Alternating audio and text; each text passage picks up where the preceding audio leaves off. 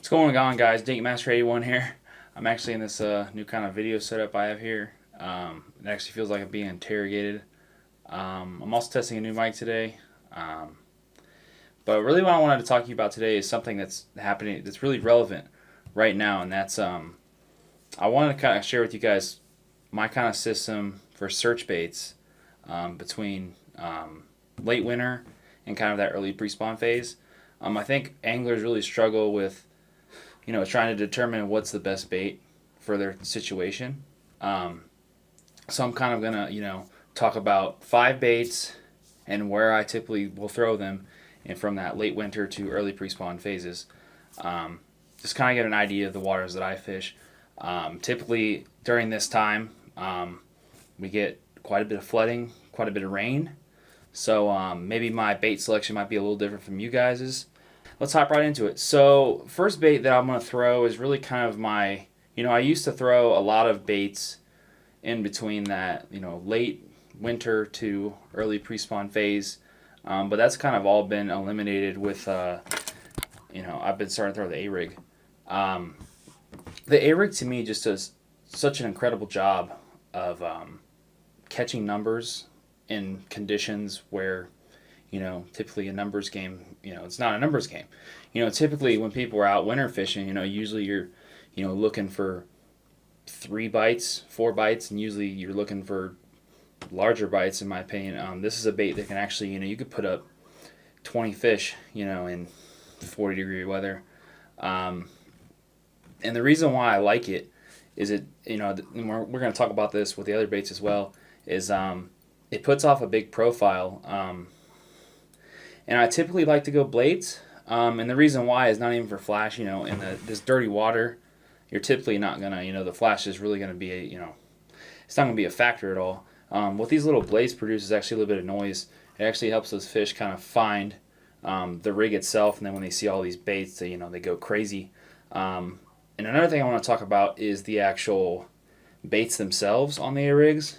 A lot of people throw Kitex, and that's cool and everything. But once that water is kind of on a warming trend, like if you hit a warming trend, I typically like to throw things that are different from a Kitex, so I kind of wanted to share a couple of those with you guys. So actually the baits on here, these are actually Strike King Rage Swimmers. And the reason why I like Rage Swimmers is they look, if you look at them, they're exactly identical to Kitex, like, a little bit of difference, but for the most part, the profile is very similar. Where they differ from Kitex is the actual plastic is a little stiffer. So when this water is cold and that plastic stiffens up a little bit, these baits get a little bit of that rock and roll, and that's what I really like in a swim bait. I don't like just for the bait itself. Excuse me, having trouble talking. I don't like just for the bait itself to, just be kicking. I want this whole thing to be rocking and rolling, having a ton of action. And that also in that dirty water is going to help them find that, find those baits. And another thing that I want to talk about is the color. And I'm also going to talk about this with the other baits as well, is don't use any clear type colors. These are actually fine. Like the top half here is that solid white, and then the bottom's kind of like that translucent clear color, which that's okay. But really you want to look for baits where the whole bait is just bold. And people say, like, I'm going to throw a darker color and things like that. In my opinion, in dirty water, a shad doesn't change colors in dirty water. So, I just like throwing the boldest white or silver or whatever you're imitating as possible. Another bait I like is skinny dippers. And honestly, they're a little expensive per pack, but they have a nice rock and roll. Even in warm water, they have that nice rock and roll if you want that. Another bait I like, which is this is actually not a color that you would throw at this time, but is I bought these Jackal Rhythm Waves, and the reason why I like these is they don't have a huge tail. They're very subtle, which is something you would think is you would not want in a swim bait that you're going to throw in fairly dirty water. But the whole body is like the top of this body. If you see it right here, it's actually wider in this dimension than it is in this dimension. So what that enables this bait to do is this, like, it almost like is uncontrollable. Puts off a lot of vibration. I really like it. So those are the baits I like at this time of year on the A-rig. And that's pretty much all I'm going to talk about with the A-rig. So recap: blades, bold baits, and the baits that I mentioned. So which are going to be Rage Swimmer, Skinny Dipper, and Jackal Rhythm Wave. And you can throw Kitex too, but I prefer those other baits. Second bait I'm going to talk about is kind of if that water is kind of on a clearing trend. So if you go out one day and it's like a foot of visibility, and you go out the next day and it's kind of 3 foot of visibility, something like that can happen if you're fishing like a river system or something like that. I typically like throwing jerkbaits. The jerkbait kind of has this drawing power associated with it. Like I think I saw a video of KVD talking about is fish will go farther to hit this bait than any other bait. And that's something that I've really experienced in my own fishing. And again, with the swim baits, when I was talking about the swim baits, is with jerk baits, I don't really, even though the water's clearing, I typically like bold colors. Like the back of this bait, I don't know if you can see, is a little clear. Maybe a little bit of translucence in there. But for the most part, the bait's fairly bold. This bait is like completely bold. And the 2 jerk baits I like for this time of year, the first one, of course, the Vision 110. This bait is just, it doesn't matter where I throw a jerk bait, this bait just pretty much smacks. I also like the Vision 110+1, which I got a couple of those with my tackle right now. And then a bait that I've kind of like not wanted to talk about, but I'm going to talk about it today for you guys, is this is an IMA Flit, so FLIT 120. The IMA Flit is an interesting bait. In the sense that, so a typical jerkbait to me, when you jerk a jerkbait, it's gonna dart and do its thing, and then it's gonna go off the one side like this, or it's gonna dart off and go to this side. Typically, including the Vision 110, that's what it does. But what this bait does, it's interesting, is it has some rise and fall to it. So even though the bait is a diving bait, it'll go down like this, come up like this. That's the best way I can describe it. But it's really good when you're thinking, man, I don't know if I should throw a jerkbait. I will typically throw this bait to see if there's a jerkbait bite, and then I will switch to probably the Vision 110 or a Lucky Craft pointer. If I can't get bit on the pointer, then I'll just throw this the rest of the day. It's a great transition bait from throwing, typically a bait you'd throw in dirty water to a jerkbait, which is, a clear water bait. Killer bait, and it comes with owner ST36 hooks, which is pretty sweet. So now I want to talk about kind of, water's still warming up, and whether the water's clear or dirty. I like throwing crankbaits. I like throwing, for the 2 baits I'm going to talk about, lipless crankbaits and regular crankbaits. I like throwing the lipless cranks. I like to hop these off a bottom. You can burn them as well. I know a lot of people are it's really effective doing that. But I also like slow fishing them on bottom, kind of just like a blade bait. If you have a cold front, if you're fishing that jerk bait and you come across like a cold front, or you're fishing the A-rig, for example, and you come across a cold front, hopping that lipless crank off the bottom can actually really produce some bites. Colors that I like, again, bold colors. I actually really like this sexy shad. These are Strike King Red Eye shads. Really, really bold colors. I also like red. Red's just a killer early spring.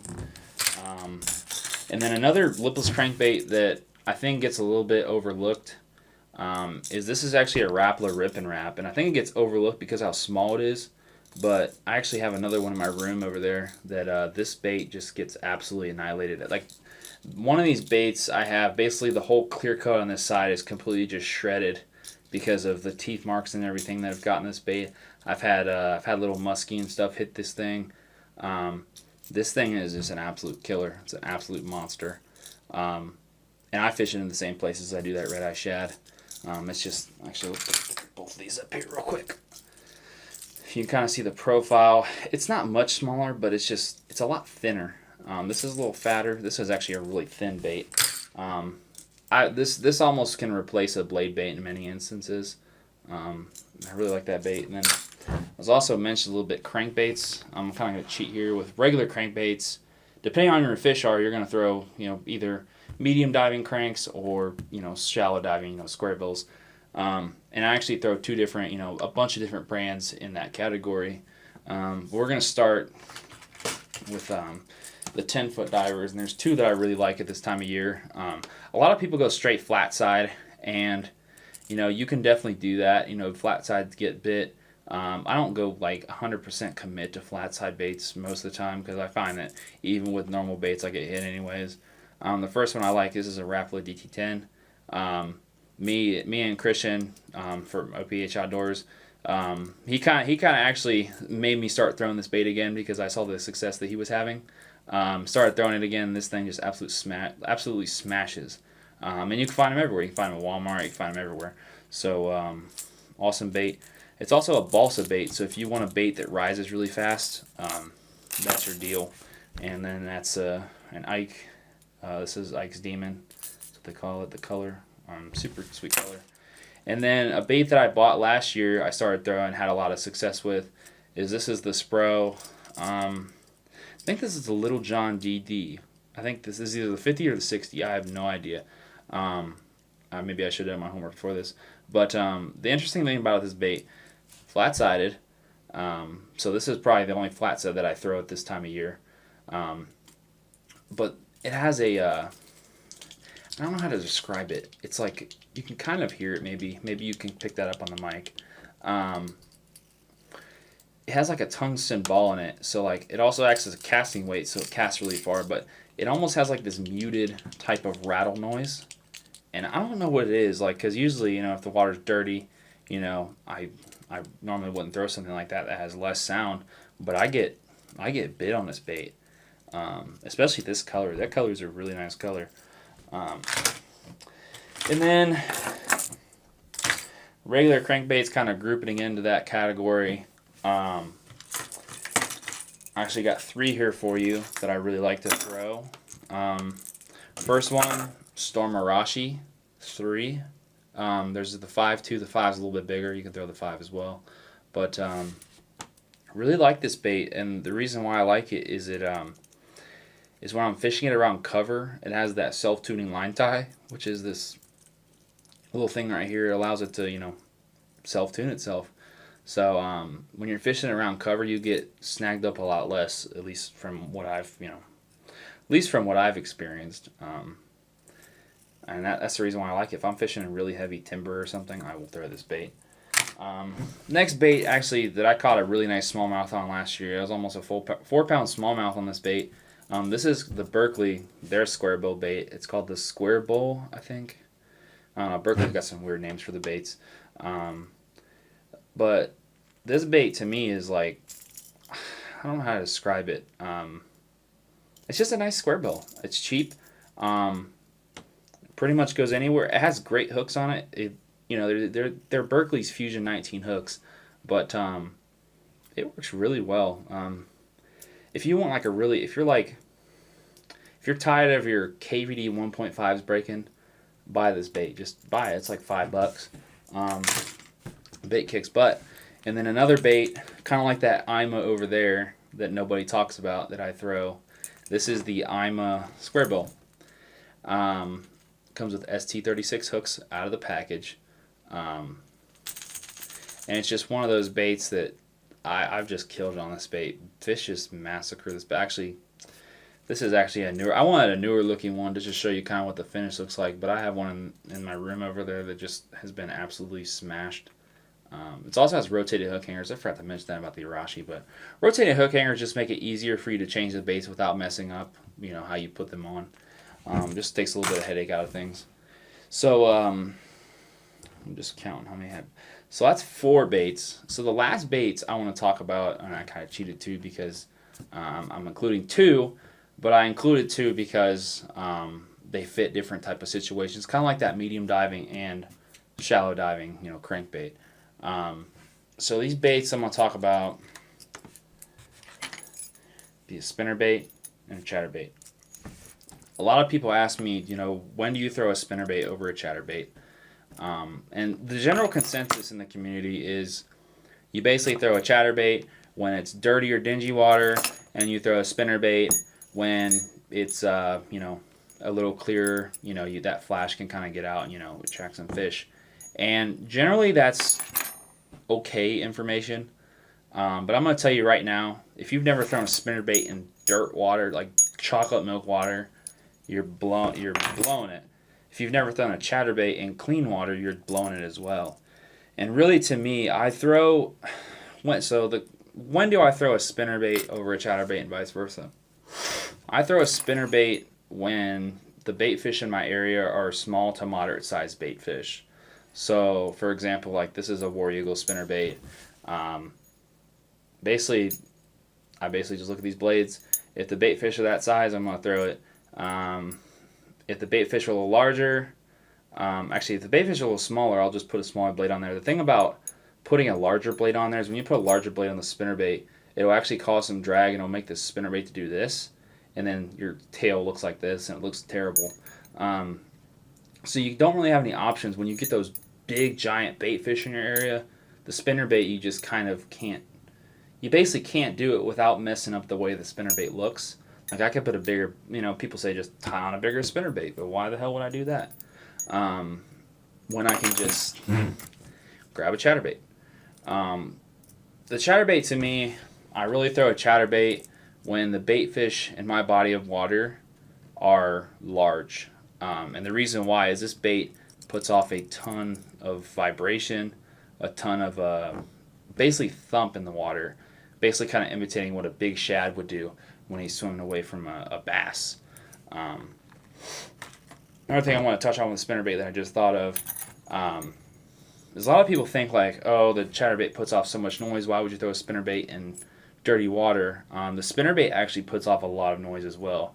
I would actually, you know, encourage you, if you have a swimming pool, you know, ask your buddy to, you know, fool with your, you know, do whatever, you know, is go out there, go underwater, have a buddy throw a spinnerbait right past your head underwater, and it'll ring your ears. I mean, it is a very loud bait. So I just wanted to mention that about the spinnerbait. I throw a spinnerbait in dirty water, clean water, all the time, and chatterbait same way. So don't kind of stay away from that kind of, you know, mindset of chatterbait in muddy water, spinnerbait in clear or clean water.